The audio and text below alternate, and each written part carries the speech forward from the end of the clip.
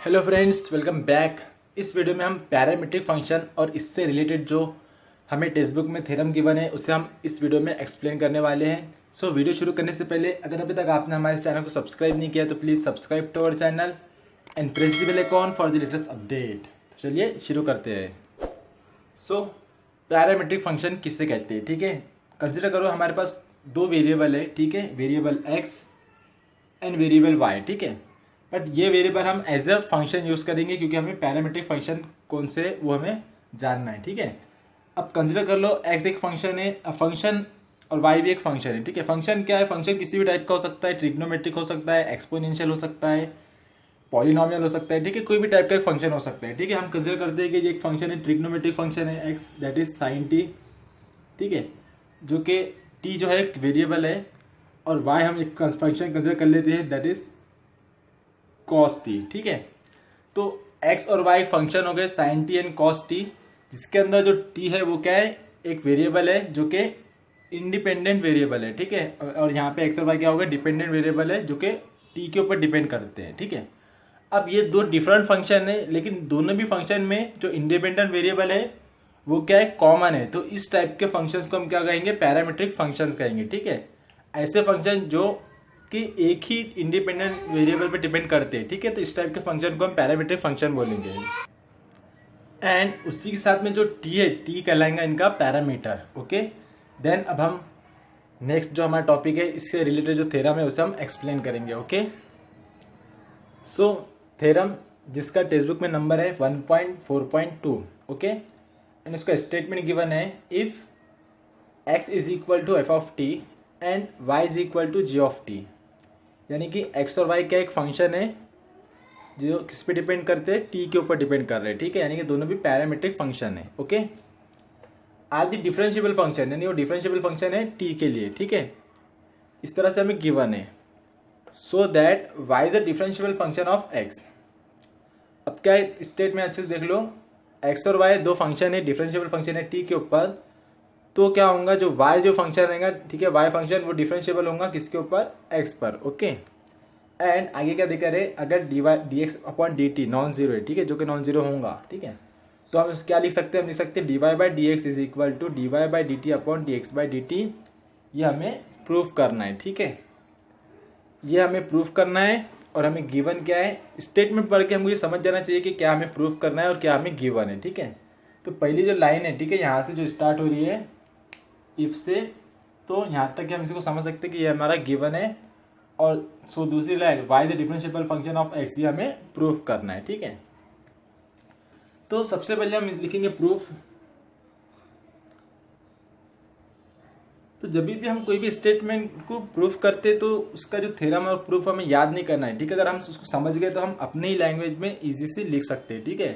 Theorem का ये मतलब नहीं होता कि जैसे टेक्स्ट बुक में लिखा है वैसी text to text line to line उसी तरह से लिखा जाए, ठीक है। आप थ्योरम को अपने हिसाब से भी सॉल्व कर सकते हैं, कुछ लाइन कम कर सकते हैं, कुछ लाइन ऐड भी कर सकते हैं, ओके। तो सबसे पहले तो हमें क्या लिखना होता है? हमें गिवन लिखना होता है, ओके। तो गिवन में हमें क्या दिखा रहे? दो फंक्शन है जो कि डिफरेंशिएबल है एट टी के ऊपर। तो हम लिख देंगे सबसे पहले given x is a function है ऑफ टी एंड वाई को फंक्शन है y is equal to g of t, ठीक है।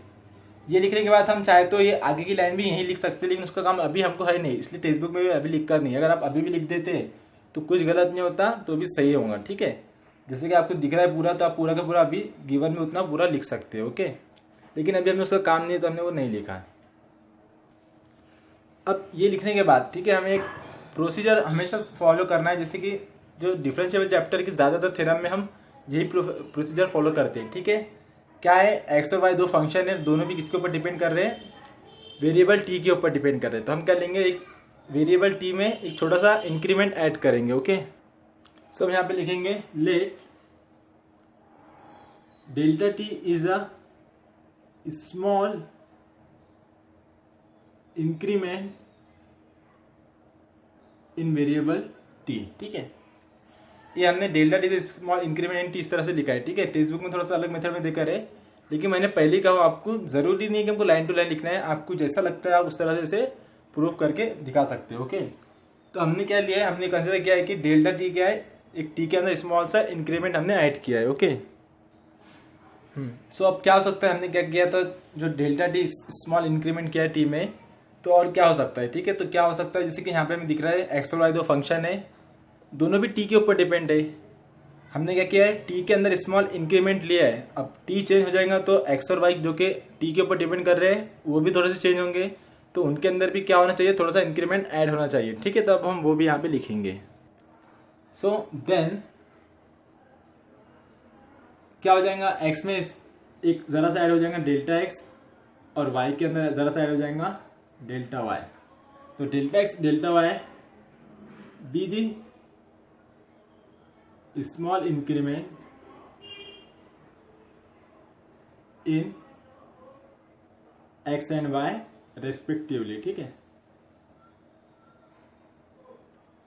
क्योंकि हमने जो डेल्टा टी था वो हमने टी के अंदर कंसिडर किया है। अब जो एक्स और वाई टी पे डिपेंड करते, तो जैसा टी चेंज होगा वैसा एक्स और वाई भी चेंज होंगे, जितना टी चेंज होगा उतने उससे रिलेटेड एक्स और वाई भी चेंज होगा।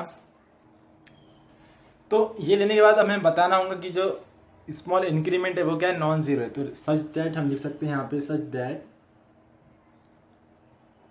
टेक्स्ट में क्या है, यही लाइन डबल से रिपीट करे वाली है, देन उसके बाद में ये लिखा हुआ है, तो हमें लाइन रिपीट करने की जरूरत नहीं, हम डायरेक्ट भी लिख सकते हैं, ठीक है। सच दैट क्या, delta t is non zero, delta t non zero है तो डेल्टा एक्स भी नॉन जीरो होगा।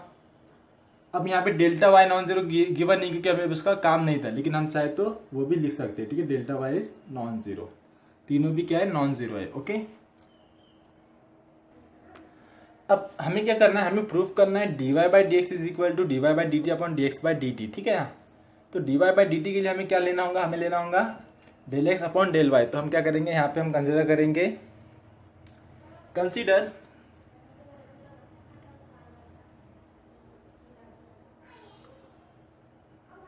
The इंक्रीमेंटरी ratio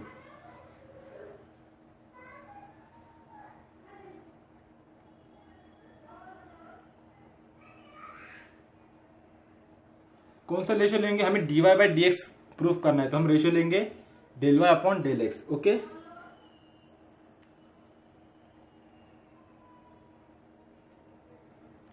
del y upon del x, अभी हमें इसका काम है, ठीक है। अब ये del y upon del x को हमको क्या करना है, d y upon d x में, ठीक है। तो जिसके लिए हमें लिमिट की जरूरत पड़ेगी, तो उसके लिए भी हम यहाँ पे थोड़ा सा नोटेशन दे देंगे। एंड नोटेशन किस तरह से लेंगे, हम लेंगे note that is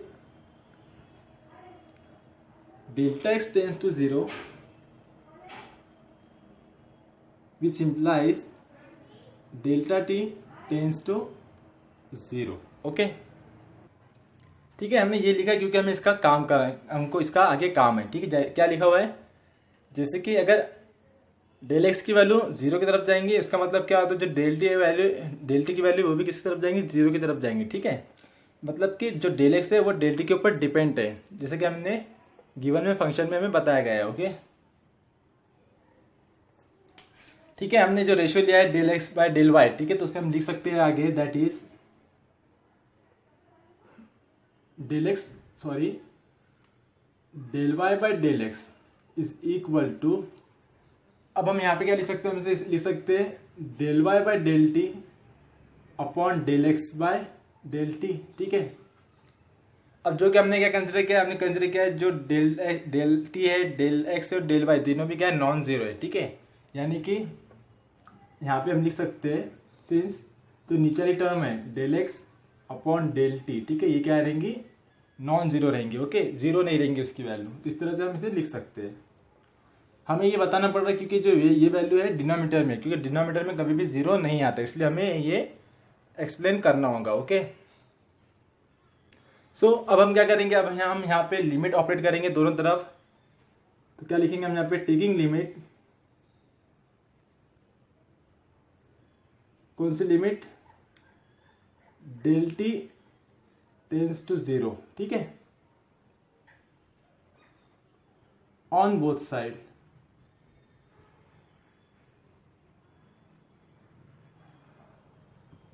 so therefore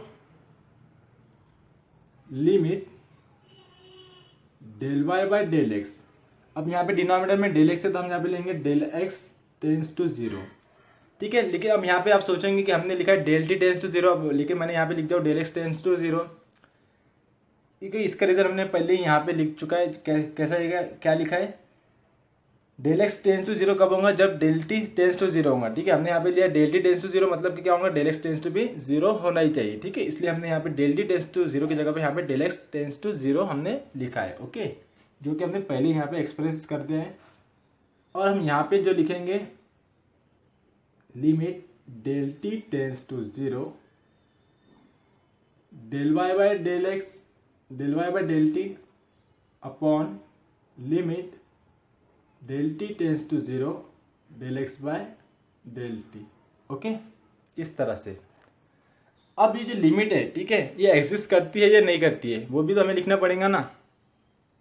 तो उसके लिए हमें गिवन में ही देकर है, जैसे कि कहाँ, यहाँ पे। ठीक है, क्या गिवन है, x and y are the differentiable function of t. दोनों भी क्या डिफरेंशिएबल फंक्शन है, मतलब कि इनकी लिमिट क्या होंगी, एग्जिस्ट होंगी। तो वो लाइन हम यहाँ पे लिख देंगे, दैट इज, या गिवन भी लिख सकते हैं हम इस तरह से, since x and y are the differentiable function of t. ये हमें क्या देकर है, गिवन में गिवन ही है सर। ठीक है, एक्स और y are the differentiable function of t, तो हम ये लिख सकते हैं। ओके, अब फंक्शन डिफरेंशिएबल है, मतलब कि लिमिट एग्जिस्ट करेंगी, सो हम उसकी वैल्यू लिख सकते हैं। देयरफॉर इसी इक्वेशन 1 दे दो, इसका हमें काम पड़ेगा। देयरफॉर क्या है, limit del x tends to zero del y by del x is equal to, अब लिख सकते हैं d y by d x. Okay, तो ये लिख सकते हैं ना हम इस तरह से।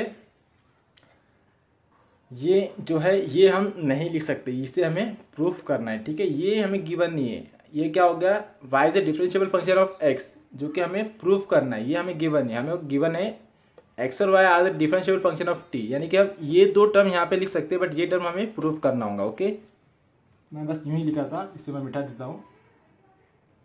हम यहाँ पे लिख सकते हैं क्या, limit del t tends to zero del y by del t, या ये टर्म, ठीक है, that is equal to d y by d t, and limit del t tends to zero del x by del t, यानी नीचे term, is equal to d x by d t. ठीक है, क्योंकि हमें क्या दिया था, एक्स और y differentiable function of t given था। ठीक है, तो हम इसलिए ये दो टर्म लिख सकते हैं, बट ये टर्म हमने नहीं लिखा है। ओके, अब इससे इक्वेशन नंबर 2 दे दो, ये दोनों टर्म को, या इसको 2 इसको 3, इस तरह से भी दे सकते हैं, या फिर दोनों को एक नंबर दे दो 2 करके। ठीक है, so therefore from equation 1 and 2, ये इक्वेशन और ये इक्वेशन, ठीक है, इसकी वैल्यू हमें d y by d t मिल गई, इसकी वैल्यू हमें d x by d t मिल गई। तो इन दोनों जगह पे हम ये लिख सकते हैं। ठीक है ना, तो हम लिख देंगे यहाँ पे limit del x tends to zero del y by del x is equal to, इसकी जगह पे हम लिख देंगे d y by d t, और इसकी जगह पे d x by d t. तो अब हमें यहाँ पे क्या मिल गया, यहाँ पे एक limit del x tends to zero del x by del y की एक वैल्यू मिल गई। ठीक है, अब ये वैल्यू मिल गई, मतलब कि इसकी जो लिमिट है वो एग्जिस्ट कर रही है, और जो भी वैल्यू होंगी फाइनाइट वैल्यूज होंगी। ठीक है ना, तो वही हम यहाँ पे लिख सकते हैं। इसे इक्वेशन नंबर 3 दे दो। हेयर